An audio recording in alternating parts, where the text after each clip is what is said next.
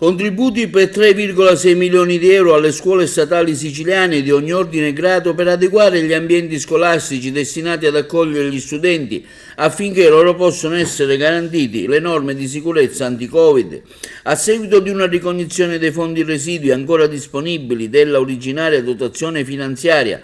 di circa 18 milioni a valere sui fondi PO-FES 2014-2020, l'assessorato regionale all'istruzione e alla formazione professionale ha pubblicato un nuovo avviso per erogare somme necessarie di adattamento e adeguamento funzionale di spazi e ambienti scolastici di aule didattiche, ma anche della fornitura di arredi scolastici idonei a favorire misure anti-Covid, ad esempio i sistemi di areazione e filtraggio dell'aria. Le istituzioni scolastiche statali di primo e secondo ciclo che non abbiano già partecipato al precedente avviso potranno così presentare l'istanza entro il 12 settembre inviandola via PEC all'indirizzo ediliziascolastica@legalmail.it. Il bando inoltre è consultabile sul sito web della Regione Siciliana nella sezione Ufficio Speciale per l'edilizia scolastica e universitaria.